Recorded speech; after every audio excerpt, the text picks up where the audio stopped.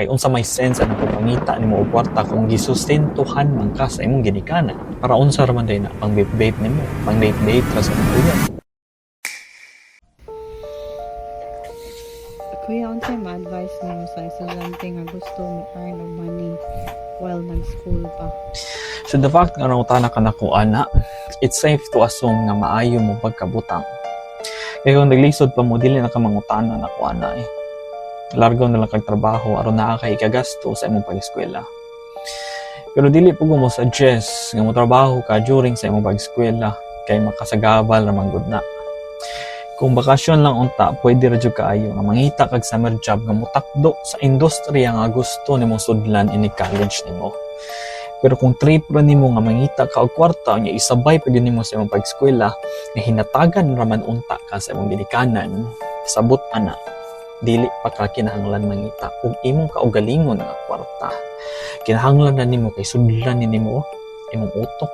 Kay kung daghan nig sulod, dako kay kag chance nga makita ka og dako nga sweldo nga trabaho. So mao ning butang nga ba nga dili masabtan sa kadaghanan.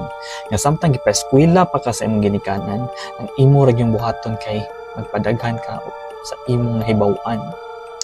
That includes a very strong foundation sa imuhang pag-eskwela. Ayaw sana sige pangita ng kwarta kay unsa may sense ang pagpangita nimo og kwarta kung gisustentuhan man ka sa imong ginikanan. Diba? Para unsa ra man day na pang vape nimo, pang date ra sa imong uyab. Ayaw kog ingnang aron makatabang ka sa imong ginikanan kay wala sila nanginahanglan og tabang nimo. Ikaw sa unaha sa na imong kaugalingon, tabangi sa na imong kaugalingon. Kay kanang imong ginikanan, kaya na nila ang ilang kaugalingon. Kay nag-una pa na nimo sila diri sa kalibutan. Gawas na lang kung PWD imong ginikanan o naa sila mga sakit. Pero kung able-bodied na sila, unya naa sila tarong nga trabaho, pasagdi sila nga mo trabaho sila para sa imong pag-eskwela, kay obligasyon na nila as ginikanan nga pa-eskwelahon ka. Unahas na imong kaugalingon, eskwela sa og tarong diha, tagai sa imong kaugalingon og lig-on nga pundasyon.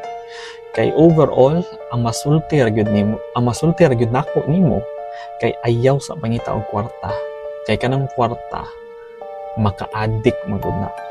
Mas maayo pa nga ma-addict ka sa pagtuon sa mga butang nga nihatag nimo interest aron daghan kay kag makatunan sa imong pag-eskwela. Kaysa ma-addict ka anang kwarta, unya dili na kaganahan mo eskwela.